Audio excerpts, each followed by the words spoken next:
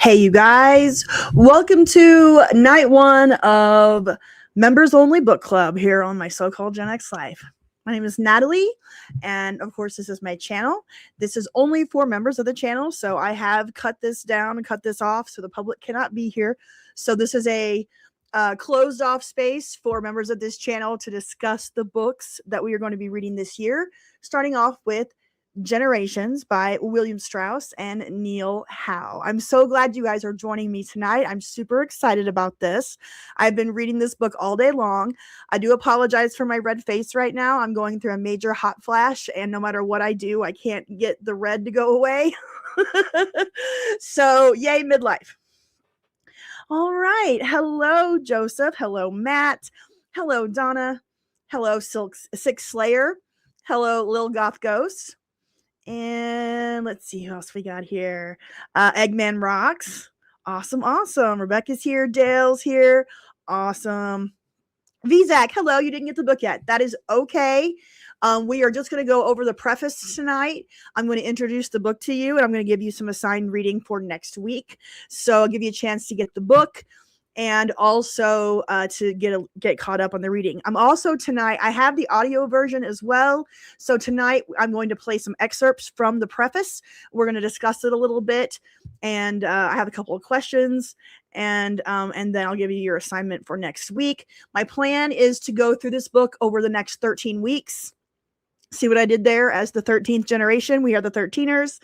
We're going to go through each book over 13 weeks. So Generations will start. Then we'll go to the 13th gen, and then we'll go to the 4th turning. And each book we'll go through, we'll have a 13-week study or course or whatever you want to say, or club for each book. That's awesome. Got the book yesterday, haven't had time to look at it. And that's why we're not going to do a major deep dive into it. I know we're just starting out. I have never ran a book club before or done anything like this, so I am so new to this. I have no idea what I'm doing. I'm just kind of playing it by ear. And so I'm welcome to feedback from you guys. If there's certain things that you want to talk about, if there's stuff that I'm skipping over, or if there's questions that you want to discuss, let me know if I'm skipping over something that you want to talk about, or if I'm assigning too much reading. With going over with 13 weeks, that's about 2 chapters a week. I tried to keep it as digestible as possible. We was raised with homework. And yes, I did make new member icons. So the X's have changed. You get a different X for when you get an X for when you join. You get a different one after you've been a member for a month, a different one for 2 months, a different one for 3 months, and then it goes 6 months and a year. So I changed out your X icons, made them a little bit nicer, I think, a little bit cooler. And I also added some channel emojis as well. I added a book club emoji, a book emoji, and a couple of things like that as well. So I changed out some emojis and upgraded the icons. Hello, Kevin. Is the book The Films of the 80s, A Social History by William J. Palmer a part of your book club?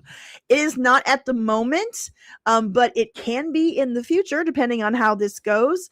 I have planned out a Strauss and Howe 2026, but depending on how fast we get through these, or depending how much interest I can get into the book club, I will be more than happy to add on. That sounds like a really perfect book for this channel. So I will put it on the list, and we'll see how it goes. But that's a great suggestion, and I appreciate it. All right. So this is the book Generations. It was written in 1990 and published in 1991 by William Strauss and Neil Howe. They are both boomers. Let's see. I have their stats written down. William Strauss was born in 1947. He died in 2007 of cancer. Neil Howe was born in 1951, and he is still alive. Strauss was an author, playwright, theater director, and lecturer. He wrote about the Vietnam War before collaborating with Howe on their generational theory. Howe today is an author, public policy consultant, historian, and pop psychologist. So those are the authors of Generations. They both went to Ivy League schools. They both are boomers.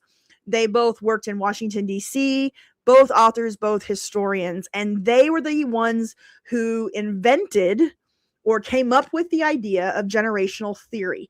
So these guys are the OGs on generations and generational theory, and they were the ones who first coined the term millennial, and they were also the first to define the Generation X cohort. Their generation definition was 1961 to 1981. All right, so what I'm going to do now is we're going to listen to a little bit of the preface of the book so you can get an idea of what this is about. Basically, they have a theory that generations have archetypes and are very cyclical, and these different generations and the place they are in their life, whether it be a youth, adult, midlifer, elder, all of that has an effect and an impact on history, public policy, and just the way the world works. So let's go ahead and listen to the very first part of the preface of Generations by William Strauss and Neil Howe. In a recent survey, new college graduates listed history as the academic subject whose lessons they found of least use in their daily affairs. In part, this reflects the show-me pragmatism of today's rising generation. Yet, as America embarks on the 1990s, people of all ages feel a disconnection with history. All right, so remember, this book was written in 1990, published in 91. So when they talk about the college students of that day, they are talking about the very first oldest generation Xers.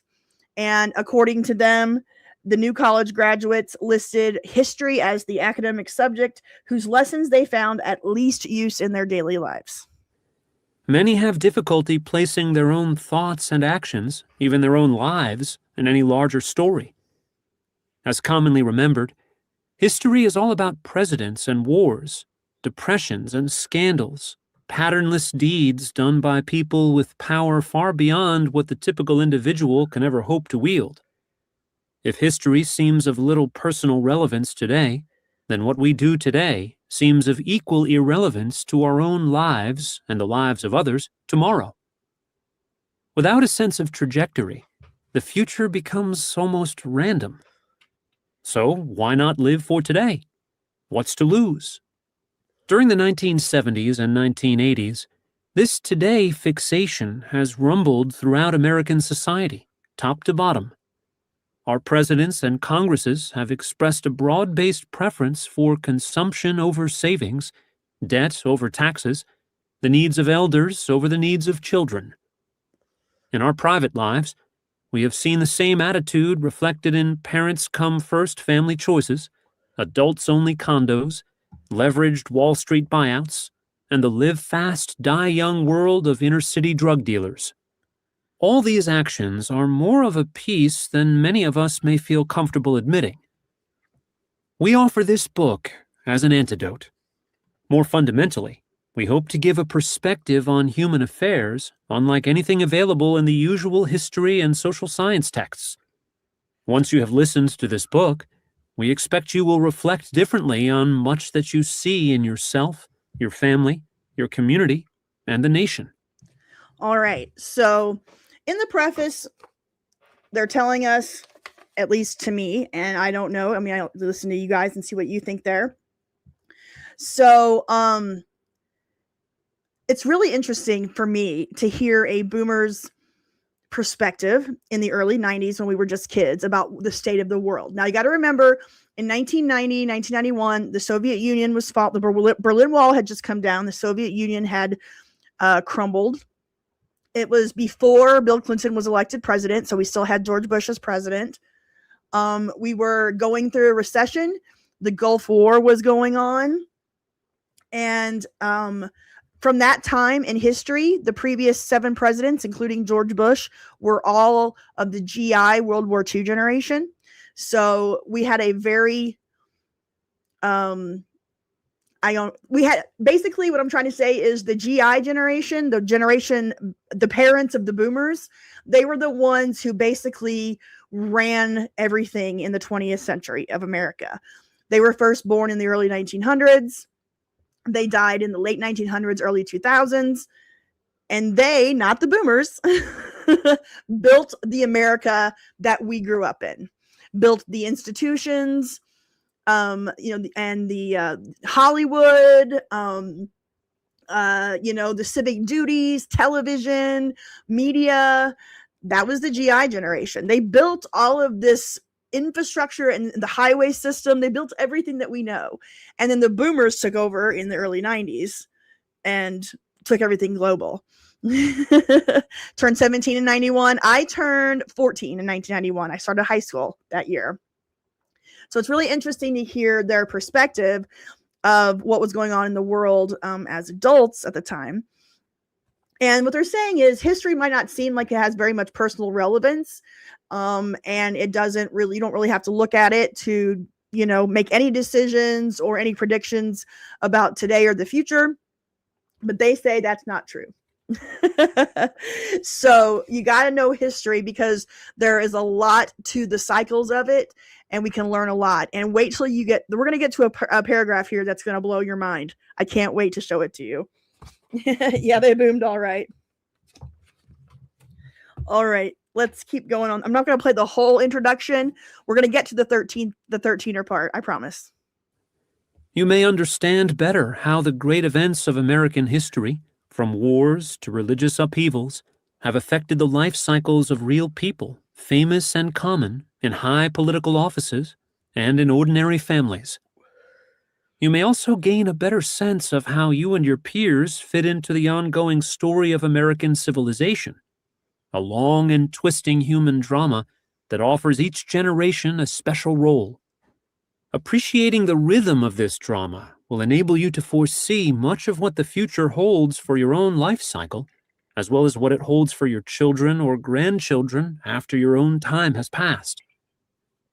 This book presents the history of the future by narrating a recurring dynamic of generational behavior that seems to determine how and when we participate as individuals in social change or social upheaval. We say, in effect, that this dynamic repeats itself. This is reason enough to make history important. For if the future replays the past, so too must the past anticipate the future. I love that. I think that's so cool when they say the book presents the history of the future by narrating a recurring dynamic of generational behavior that seems to determine how and when we participate as individuals in social change or social upheaval. So depending on where you were born in the point of history and what age of life you are at during these different historical events or these different events in life determines if you're part of social change or social upheaval. It's very interesting. It's going to blow your mind.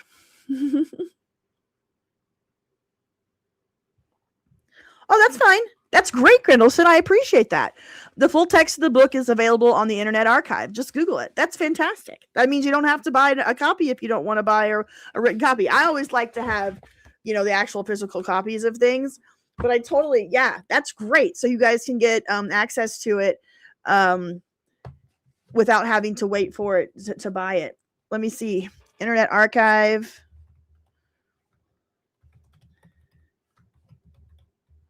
Generations, Strauss and Howe. Thank you for telling us.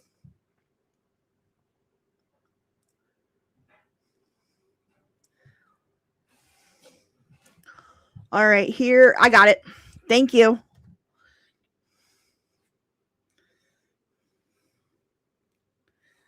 Hopefully that works. If not, it looks like it's too long. Hold on.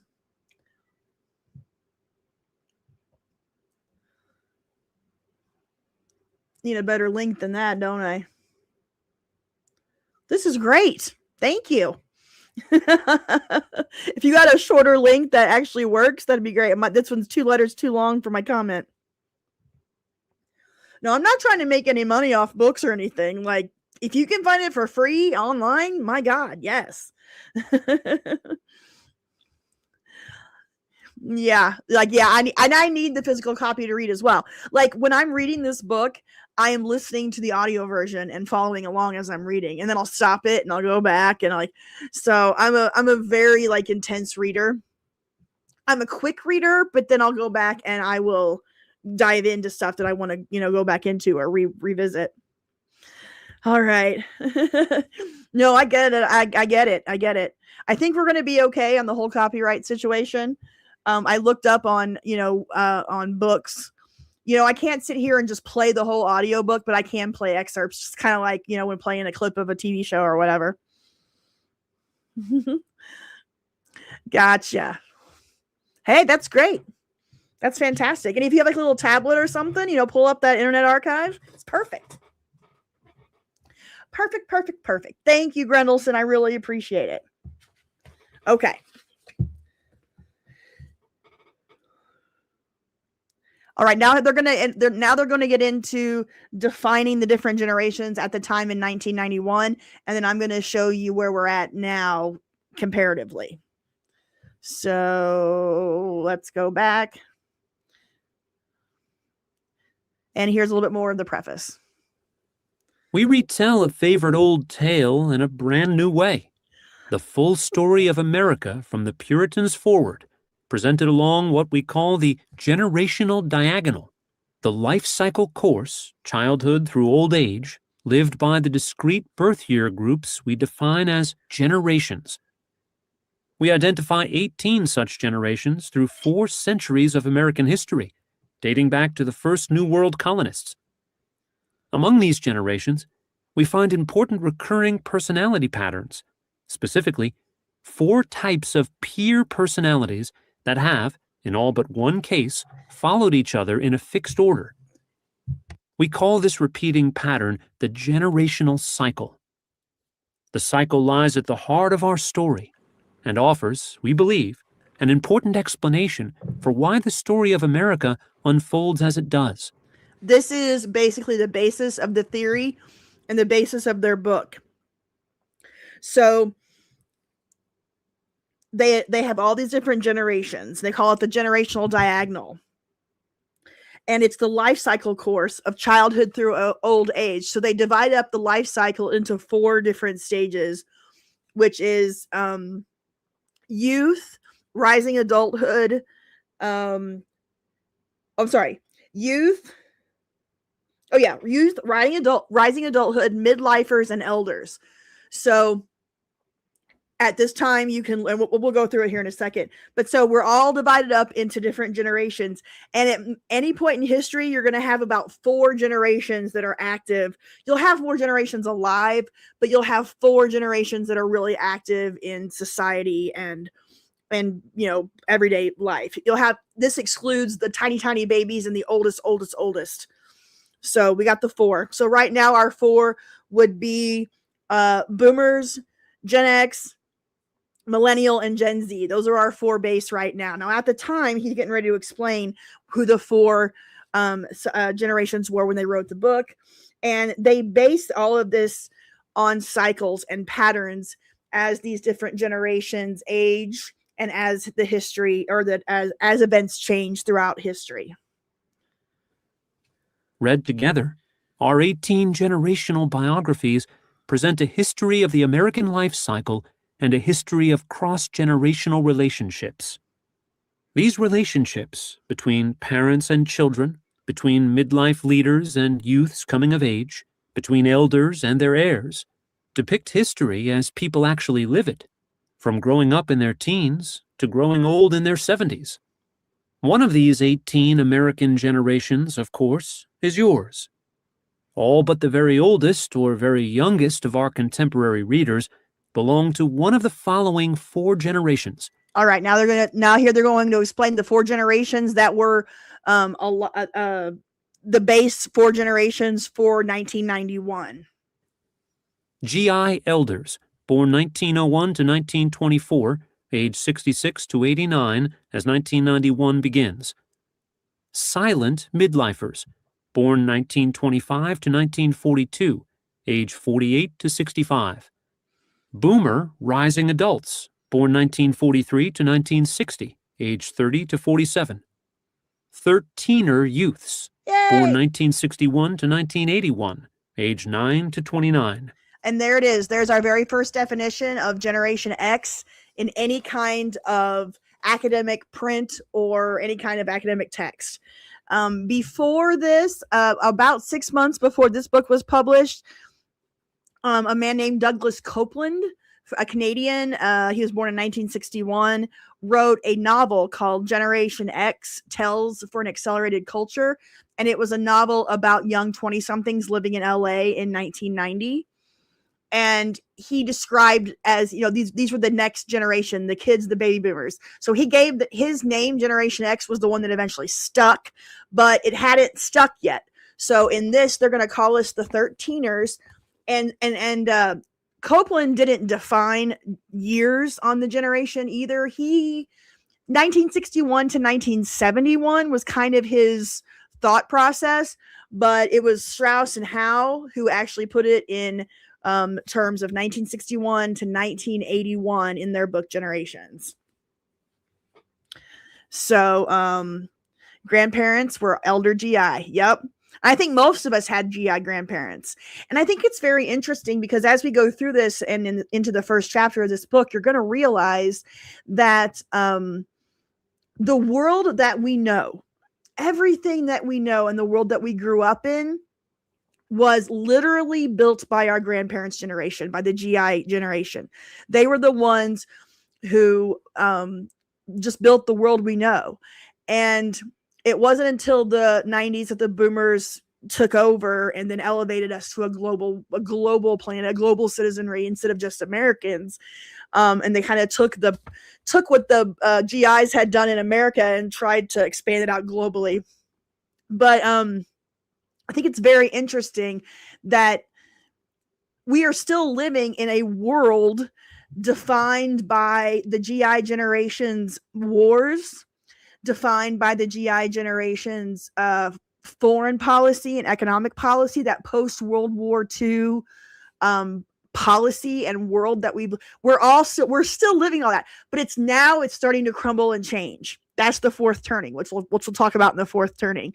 But it's just, as much as we bitch about the baby boomers, which we're going to bitch about the baby boomers a lot in this book, but I think it's very interesting what I never really thought about the influence of the GIs in my world, because the boomers were giving us the pop culture of the 60s and the 70s and into the 80s. So the boomer influence of my childhood was the music and the movies and the TV, but it was the GI generation, our grandparents' generation, that had set up the civic organizations that were part of my community, that built the churches that in my community, that set up the school systems and set up the governmental organizations. That they were the ones that built all of this culture and all of these systems that we grew up with.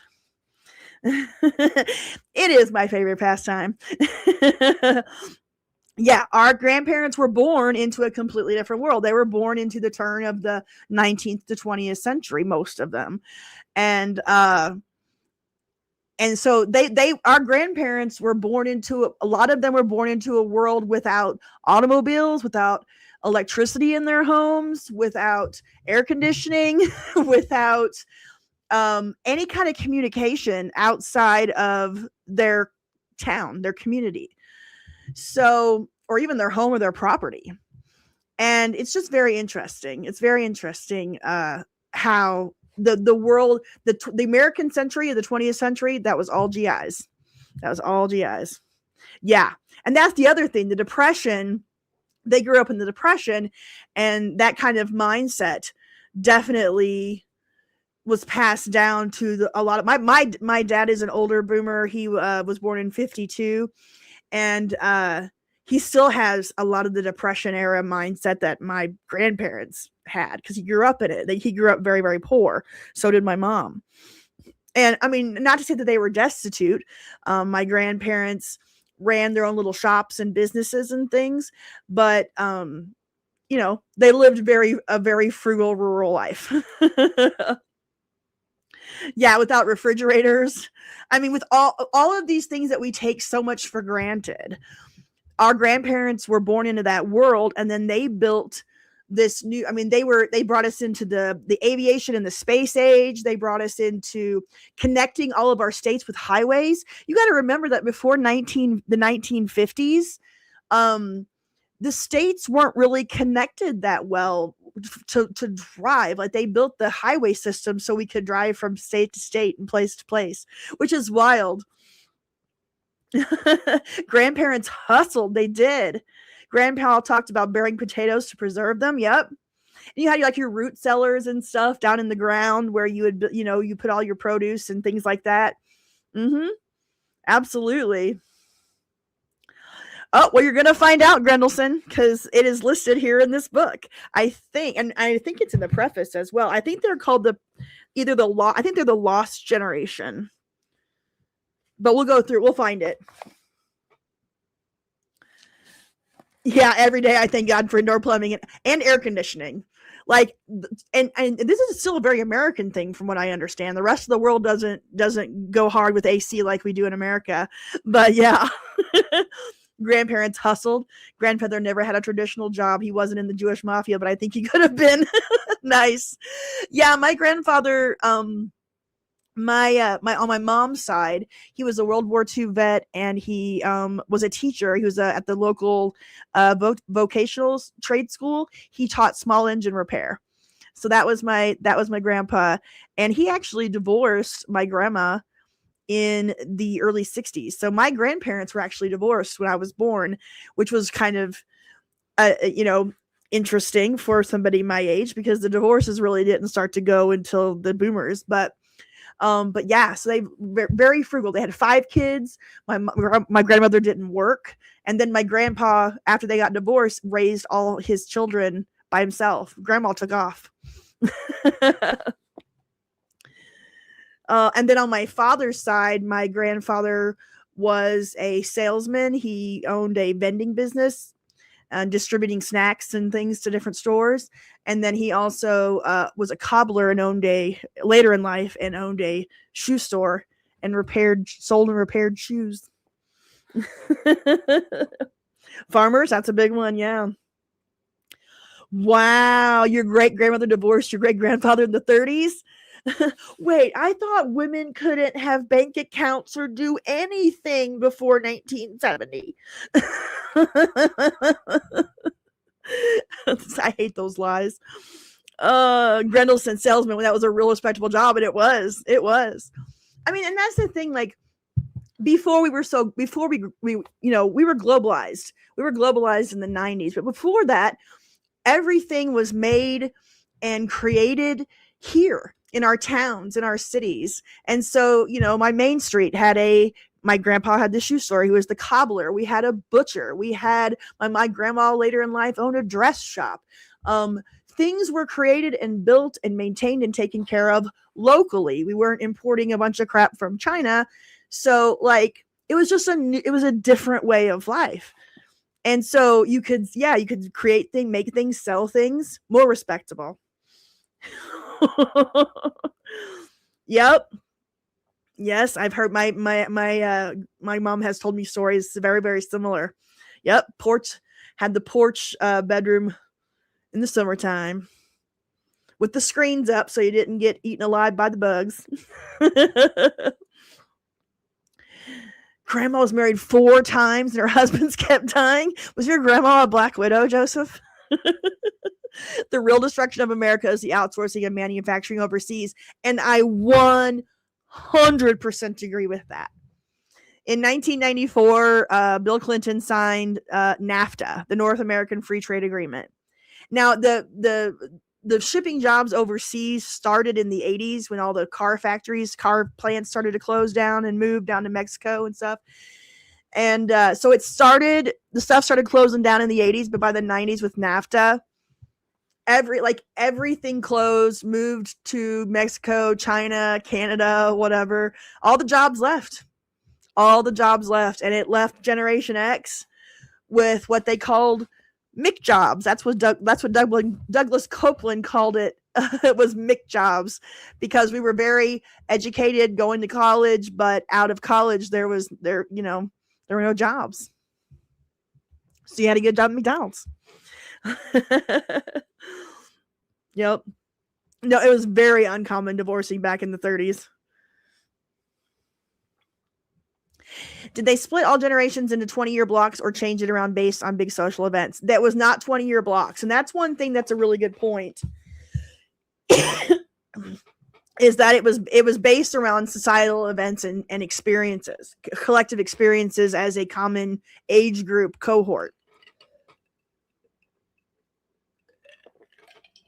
So when we get into Strauss and Howe's generational definitions, crazy enough, Generation X is one of their bigger generations. They have us at 20 years, 1961 to 1981, but the boomers and the millennials are both shorter. And we'll get to it. So let's listen to a little bit more of this, because there's a couple of paragraphs in here that I want you guys to hear. In this book, we describe what we call the peer personality of your generation. You may share many of these attributes, some of them, or almost none of them. Every generation includes all kinds of people. Yet, as we explain in Part 1, you and your peers share the same age location in history, and your generation's collective mindset cannot help but influence you, whether you agree with it or spend a lifetime battling against it. Ooh. Let's go over that again. Every generation includes all kinds of people. Yet, as we explain in Part 1, you and your peers share the same age location in history, and your generation's collective mindset cannot help but influence you, whether you agree with it or spend a lifetime battling against it. Now he's going to give you what he thinks the 13ers' response to this book will be. So let me fast forward a little bit here to the 13th generation. Yeah, the Great College Lie.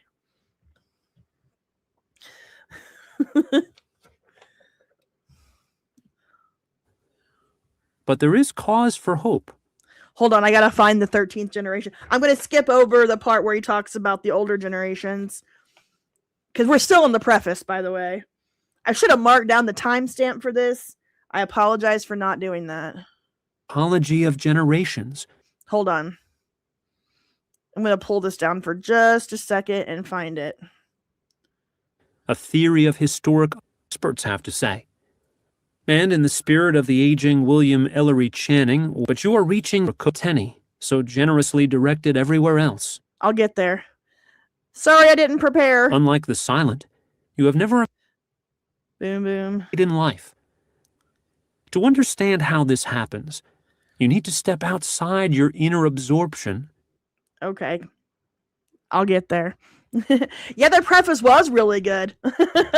Yeah, I know. I'm trying to skip forward to 11, but I didn't put a mark on when he starts talking about the 13ers. On with the rising cultural elite. You may not like being lumped in with and Patrick Henry. Along with Ulysses Grant, from a child's perspective. And, like Louisa May Alcott... Oh, almost there. You might be half pleased, half alarmed. To be an equal partner means odd, greedy, and soulless. You may find solace in learning that several earlier American generations have also been perceived negatively almost from birth. Okay, here we go. Let me bring it back up. It totally describes boomers. It really does. We'll listen to a little bit of the boomers before they get to Generation X. But this is wild. I mean, it's absolutely wild. Rising cultural elite. We can imagine a cautious reception. Here we are, two writers from a generation you don't especially like. Oh, wait. That's us. I'm going back 30 seconds to go to the end of the boomer discussion. Perhaps you already sense that your boomer peers, for all their narcissism and parallel play, will someday leave a decisive mark on civilization quite unlike anything they have done up to now. Your intuition is correct. History suggests they will. Okay, that was the boomers. He calls the boomers an idealist generation, quite the reverse of their parents, the civic generation. They exert their most decisive influence on history late in life. Boy, have they ever. All right. Let's see here.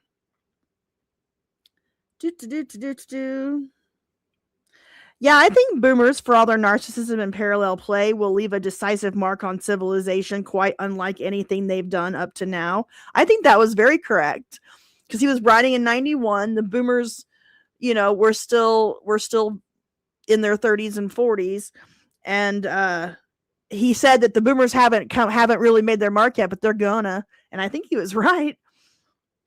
All right, here is what he says, that if you are a 13er, this is what you're going to think about this book. All right, here we go.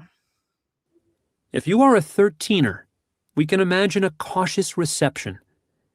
Here we are, two writers from a generation you don't especially like, laying bare your generation's problems and affixing a label with an ominous ring. Back in the 1920s, Gertrude Stein, then in her mid-40s, did much the same to her 30-ish juniors, and the name she chose, the Lost Generation, was just perverse enough to catch on with the rising cultural elite. You may not like being lumped in with mall rats, drug gangs, and collegians who can't find Chicago on a map, but you will grudgingly admit that's how others often see you. No doubt you have already noticed the recent barrage of books and articles declaring that people your age are dumb, greedy, and soulless. You may find solace in learning that several earlier American generations have also been perceived negatively almost from birth. For example, the peers of George Washington, John Hancock, and Patrick Henry. Along with Ulysses Grant or George Patton, you might not mind striking others as bad, knowing full well that low expectations is a game you can play to your advantage. You know the odds. Maybe, like John D. Rockefeller, you will hit the jackpot. Or else, like a Gold Rush 49er, you will go bust trying. Win or lose, you're not looking for testimonials, or, for that matter, any grand collective mission.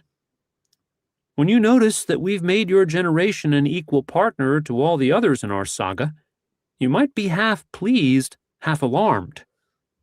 To be an equal partner means history might be counting on you, and you're not quite ready for that. Our 13er reader knows perfectly well what your elders seldom admit. Yours is an ill-timed life cycle. Whoa, hold on. You experienced the consciousness... An ill-timed life cycle.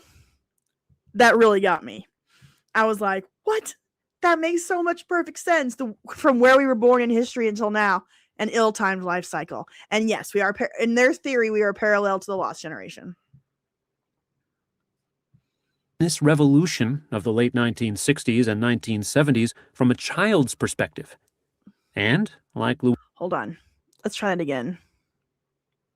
60s and 1970s from a child's perspective to all the others in our saga, you might be half pleased, half alarmed. To be an equal partner means history might be counting on you. I went back a little bit. And you're not quite ready for that. Here we go. Our 13er reader knows perfectly well what your elders seldom admit. Yours is an ill-timed life cycle. You experienced the consciousness revolution of the late 1960s and 1970s from a child's perspective. And, like Louisa May Alcott, you had to grow up fast to survive in a world of parental self-immersion or even neglect. Yep. You're tired of gauzy talk about Woodstock, born-again ex-hippies, and TV shows full of boomers too busy whining about problems to solve them. Your generational consciousness is on the rise. You may already sense that it is just a matter of time before you and your peers snap into cultural focus. And, as Sinclair Lewis did with snooty Babbitts, start trimming the sails of your smug next elders. You take justifiable pride in your pragmatism, but watch out, it has its limits. A popular 13er put-down is, "That's history," translated to mean, "That's irrelevant." Wrong.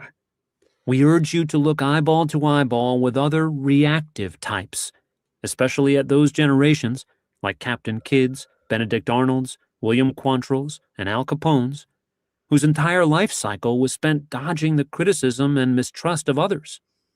They produced many of America's toughest leaders, most effective warriors, most scathingly perceptive artists, and, of course, most successful entrepreneurs. But so too did many of their members burn out young, turn traitor, endure heaps of blame, and suffer a difficult old age. Did y'all get that? Regardless of your generation. One more time. I'm going to reread that last part. You take justifiable pride in your pragmatism, but watch out, it has limits. A popular 13er put down is that's history, translated to mean that's irrelevant. Wrong. We urge you to look eyeball to eyeball with other reactive types. Our generation, they have us described as a reactive type. We are reacting to what the other ones, our elders have done. So, we urge you to look eyeball to eyeball with other reactive types, especially at the generations like Captain Kidd's, Benedict Arnold's, William Quantrill's, and Al Capone's, whose entire life cycle was spent dodging the criticism and mistrust of others. They produced many of America's toughest leaders, most effective warriors, most scathingly perceptive artists, and of course, most successful entrepreneurs. But so too did many of the members burn out young, turn traitor, endure heaps of blame, and suffer a difficult old age. Wild. And he was talking about us when we were only, in our teen years. But he was telling us what we had to look forward to based on other generations like ours from the past. So the other reactive types. Moving on, it says, whatever your peer group, you feel that something is out of joint when your next juniors turn out differently.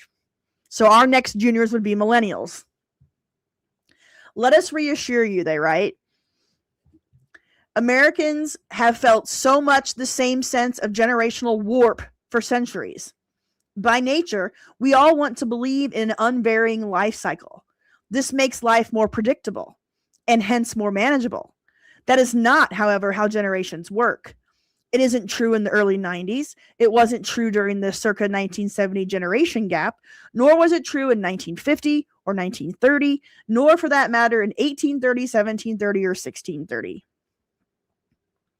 Much of the stress in cross-generational relationships arises when people of different ages expect others to behave in ways their peer personalities won't allow. Plainly, this happened between GIs and boomers in the late 60s, and it has recently started happening again, this time between boomers and 13ers. Boomers and 13ers are coming to recognize how unlike each other they are. As yet, neither side realizes that this personality clash will endure and almost certainly sharpen over the next decade. This is nothing new. For centuries, idealist generations, like the boomers, have invariably come of age mounting a highly symbolic attack against their aging civic elders and have later entered midlife engaging in a bitter conflict with their reactive next juniors, us. No other generational type shares this life cycle pattern of conflict. Oh, thank you. Yes, they did come out different, the millennials. And Generation X by Copeland is on Anna's Archive. Fantastic. I need to read that. I have not read that one yet. Yeah. We shipped it. Oh, that's interesting. We thinking in decades to generations because there was no good word for the aughts and the tens. That's true. It really does mess up. I call it the aughts, but do you guys call it the aughts and the tens? How do you guys refer to that time period? All right. We're getting to the holy crap part of this. And instead of me trying to find it on the audiobook, I'm just going to read it to you.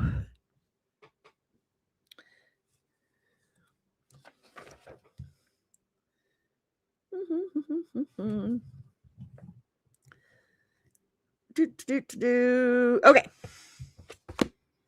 Here we go. For our forecasts, time will surely tell. Because remember, they're going to forecast the future from 1990 to 2065. They're going to forecast what they think is going to happen in this book and in the other books that we're going to read. Here's what they say about forecasting the future. Time will surely tell. The events of the next few years will not explain much.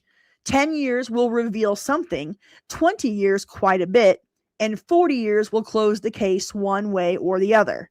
Well, it's been 35 years since this book came out, so we're kind of where they're at. Now listen to what they wrote. They wrote this in 1991. Are you ready?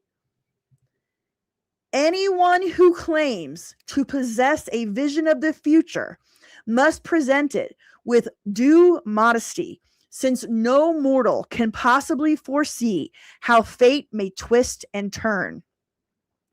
Readers who encounter this book 50 years from now will no doubt find chapter 13 odd in much of its detail. But it is not our purpose to predict specific events.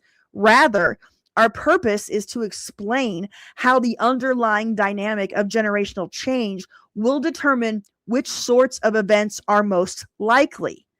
No one, for example, can foretell the specific emergency that will confront America during what we call the crisis of 2020, nor, of course, the exact year in which this crisis will find its epicenter.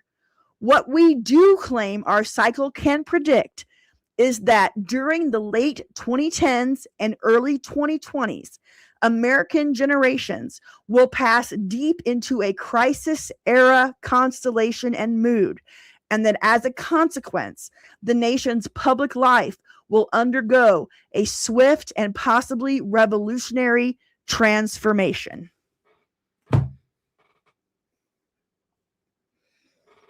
I'm just gonna stop right there for a second. I read that and like I had to I think I reread it like 14 times. 13 times. Let me make this bigger.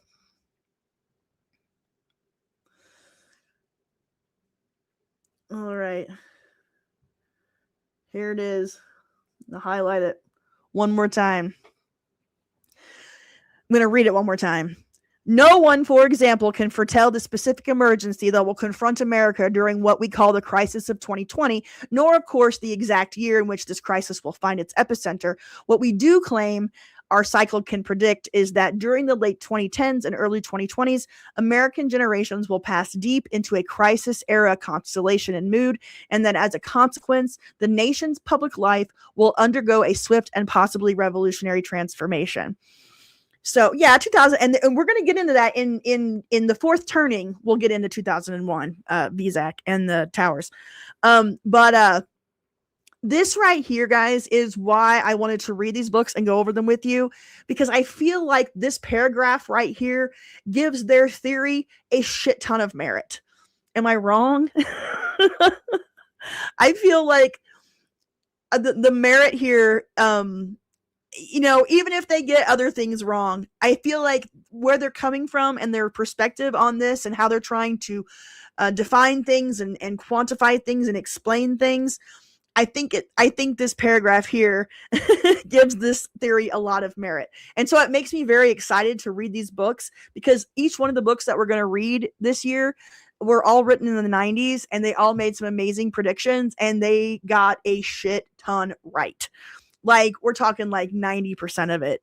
It's unbelievable to me that this isn't talked about more or brought up more in the world of history and sociology. Like, I read that and about fell out of my chair. I couldn't believe it. Okay. I'll finish this up. The sum total of our predictions does not present an idealized portrait of America's future, but rather an honest depiction of where the generational cycle says the nation is headed. When reading chapter 13, which chapter 13 is going to be what they predict for the future for 1991, Most readers will feel mixed emotions about what we foresee happening over the next several decades. Whatever your values or politics, you will surely find some things that please you and others that do not. In our view, the timeless dynamic of human relationships comes first and matters most. While others may describe the technology with what Americans, oh, I'm sorry. While others may describe the technology with which America will send a manned spacecraft to the planet Mars, for example, we will tell you something else. When America's leaders and voters will want this flight to happen, why and which generation will fly it, and how the nation will feel about it at the time and afterwards. Let me do that one more time. Other historians or other people that are predicting the future may describe the technology where America will send a manned spacecraft to Mars. So that's what other, futurists, predictors, prognosticators, they'll talk about that kind of stuff. But Strauss and Howe, they're all about telling you when America's leaders and voters will want that flight to happen, why the flight will happen, and which generation will fly it, and how the nation will feel about it at the time and afterwards. Yeah, no, Shadama should be so lucky. What about if you read it in the early 90s and was like, wonder when it's coming? I would love to, if any of you read this back then, there was somebody that commented on my post on my community page earlier today about the book that they had read it in 92. So if you know anybody, or if you are someone that read this back then, I'd love to hear your thoughts. You did? Okay. So tell me, like, what did you think about it at the time? Like, did you think they were full of shit, or how did you take it? They said what we do is, wrapping this up, what we do insist is that generations offer an important perspective on human events, from the great deeds of public leaders to the day-to-day lives of ordinary people. We urge those who believe in other theories of history to consider how ours can at times help explain the otherwise unexplainable. Historians seldom write biographies, and all too often recount events without the life cycle perspective of what we call people moving through time. Generations in history share an important two-way relationship, not just in America and not just in the modern era. You bought it in lock, stock, and barrel? We ask our reader to approach this book in the same manner we came to the subject, inductively, as a gradual discovery of something very new. Yes, we sometimes use terms you may find unfamiliar at first, like cohorts and spiritual awakenings. When necessary, we even invent our own terms, including typologies of generations and of constellational eras. Our glossary defines all of these terms for easy reference. We urge our reader to enliven these concepts with your own experience and imagination. Whether or not you agree with our vision of America's future, we hope you will find our approach useful in clarifying your own view of the next decade and century. Whatever your generation, you will learn, as we have, how every generation has its own strengths and weaknesses, its own opportunities for triumph and tragedy. Yeah, I can see that. I can definitely. Yeah, especially if I'd have read it in 92 and then saw everything unfold afterwards, I'd have been like, holy crap. Now, when did you read The Fourth Turning?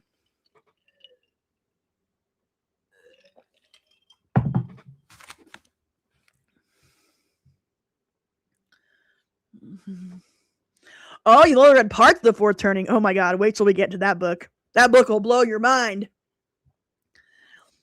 Same way, Zach. I didn't read it back then either, but I've always had a feeling that there would be that same thing. I've never thought, like, for instance, I've never thought that we would have Social Security and Medicare.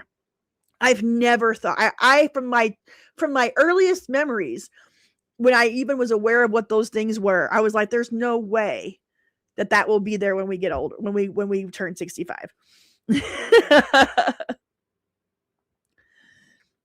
Yep. No, that's exactly right. This means cycles are 80 years. They call it they call them seculums. And as we get into this more, and then we get into The Fourth Turning, that's exactly their theory. There's a major crisis every 80 years in history. And, World War II, Civil War, Revolutionary War, and then there's one that goes back before then. And then now, so we're at the 80. That's why they predicted the crisis of 2020, because it happens every 80-ish years. And that's why they were able to spot on. So no, it's not too simple of a deduction by any means. So yeah, and then 2100, next great crisis. That's true. So it's wild. Now, the only and one thing I want to consider about this too is that this book was published right before the internet became a thing, like in our lives, right? And so I would love, and I'm going to try to find some interviews with Howe, because he still does interviews about these books, because he wrote a book called The Fourth Turning is Here about 2 years ago. So he has done some interviews about this, and I need to find out what his take is on how technology and internet and social media and all that stuff has affected his theory. I think that'd be very interesting to find out. Okay. So that is the preface of the book. I'm going to go ahead and stop right here. I was going to read People Moving Through Time, but I think I'm just going to assign that as part of next week's reading. Let me bring up what I have, the questions and the I put some work into this, y'all. I've made a plan and everything. Your retirement's Soylent Green. Absolutely. It's people.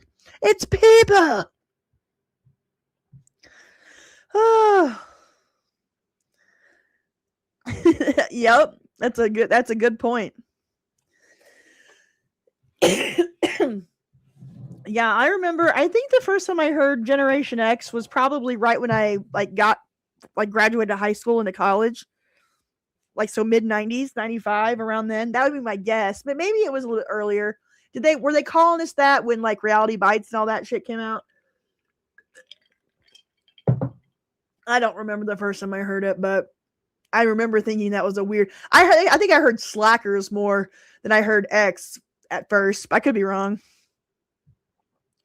I love academic shit too. Yeah, the Billy Idol band. But yeah, the Billy Idol band was not in reference to the generation of kids born after baby boomers. All right. Doop-a-doop-a-doo. All right, this is what I wanted to do. Okay, so in 1991, we had the different generations that they told us about: the elders, midlifers, rising adults, and youths. Today, the boomers are the elders, and for their definition, they have them at 1943 to 1960. Gen Xers, 13ers, are the midlifers, born 1961 to 1981. Millennials are the rising adults, born 82 to 1997. And Gen Z, the youths, born 1998 to 2013. And then, of course, we have Alpha at 2014 to now. Mm-hmm. Isn't X solving for the unknown? That's one way to put it. Now, there was a term, back in the 1950s, the term Generation X was going around, or was at least in some, you can see it in some print materials, but it wasn't to describe an entire generation. It was just trying to describe people who had lost their way, young kids who had lost their way. So, yeah, and it definitely, because Copeland's book came out in 89 or 90. And I'm just talking about, I know that's when the term appeared, Generation X, as referring to us, but I don't think I was really aware of it. I mean, I was only, 13 years old at that time. So I don't really know if can't remember exactly when I was aware that we were Generation X until high school would be my guess, but maybe into college. I'm not 100% sure. I don't really remember. Because again, I am a baby Gen Xer. Baby Gen Xer. Okay, so assigned reading for next week is Chapter 1, People Moving Through Time. The key focus will be the book premise, the term generational diagonal, and the introduction to how generations shape history. So those are the key focus of the reading. Here are some discussion topics that we are going to be talking about next Tuesday. How does the generational diagonal help explain why Gen X feels overlooked or slacker labeled compared to boomers and millennials? Initial thoughts: what origins or traits of Gen X already resonate with the premise of cycles and archetypes? And share how your own or observed Gen X life path aligns with moving through time in a society that shifted from boomer idealism to pragmatism. Yes, please don't forget to like. So what do you guys think? I want to hear your hear what you guys think of this book, and are you excited about it? Is it intriguing? I find this stuff just so stinking intriguing. And if you're loving this and you know somebody who would love to get in on this book club, please like my video, share it with others, let your friends know. This kind of stuff interests you. It's still time to join. And all these videos are going to be that I'm going to have the replay of the live stream in the members only section. So you don't have to be with me live every Tuesday. You can always watch the replay if you want to. It is really intriguing. So, and again, I have never led a book club before, so this is a whole new thing for me.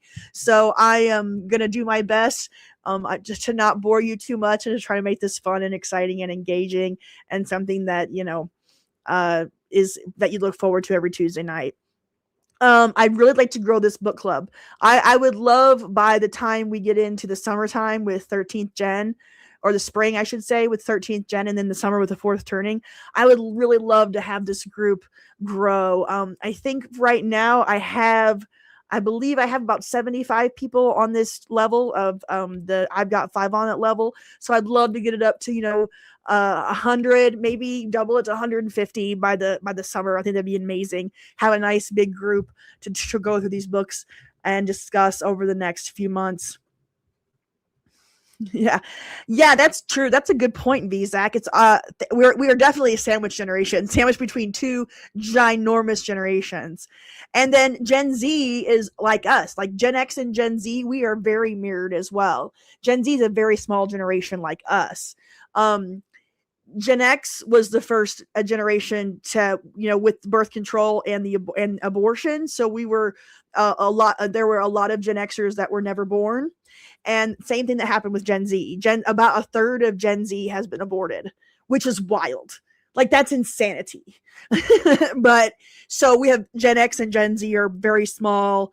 And I think Gen X and Gen Z going into the future, these next 10, 20 years, I think we're gonna. I think that's the cohort. That's the team up that the world needs. So, yep. And the generation after Z is gonna be even smaller. That's true. Alpha, I guess, is the name that they've come up with. So our generations are getting much smaller in the United States, and it's crazy that, like, what does that mean for our country's future? What does that mean for our future if there's less and less people coming up behind us? What does that mean about being able to maintain our social systems, maintain our, benefits and things? And like I said, Social Security and Medicare, I've never thought would be around. But yes, me and J Flex can start the alliance. I like it. That would be so good because it would be alliance between generations, between countries, between genders, and between races. That would be like the biggest. That would be like the most epic alliance ever. So yeah, so that is your discussion topics, your focus, your assigned reading for next Tuesday night. I will post this on the community page in the members only section, so you can go back and reference it for next Tuesday. And yeah, so that is week 1 of our Generations book club. I'm calling it members only. I think we all need jackets. All right, I blurred my background tonight just to see what it would look like, but I gotta be honest, I'm hating it. All right, unblurred. Okay. This is a pretty good assignment for me, as I'm not American, only migrated when I was 36. But I know I have Gen X traits, exactly why I'm here. I will have fresh perspective about this for sure. That's exciting. I'm excited to hear your perspective, Kitaya. That's so cool. Yeah, this is definitely a very American-centric because, every country has their own, population, their own culture, and their own way that things roll through. But this is very interesting, and they do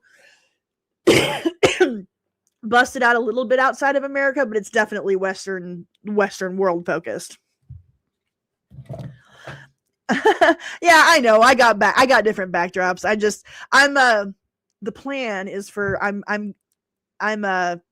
over the next couple of months, I'm going to be buying a little tiny house and putting it. I have a couple acres behind my house, and I'm going to buy a little tiny house, and I'm going to make it into a studio.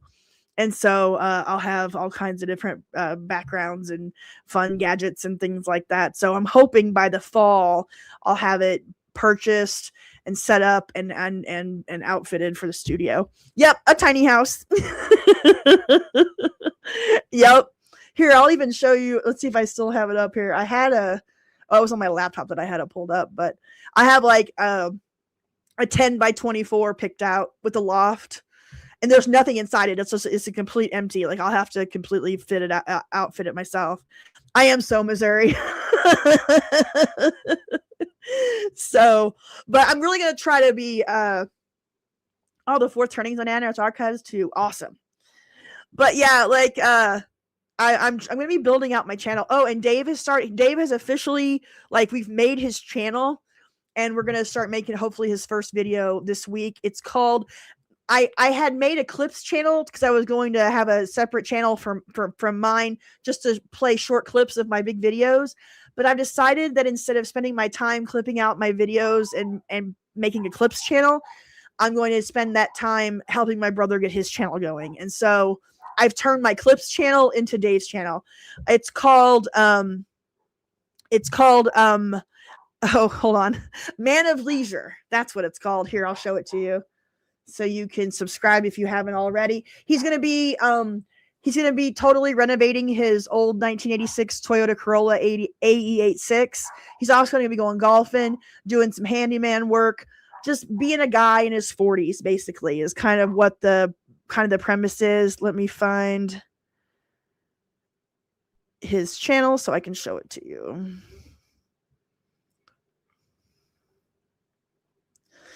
So we have not put any videos on it yet. New town idea. Each channel member rents a tiny house back there. I like that. I'm gonna build my own town, damn it. By the time I'm 60, I'm gonna start. I got 12 years. I'm gonna build my own little village. Fourth turning is here. Okay, good. So yeah, this is Man of Leisure, Nat Town. I like it. This is Man of Leisure. This is Dave's channel. So let me put the link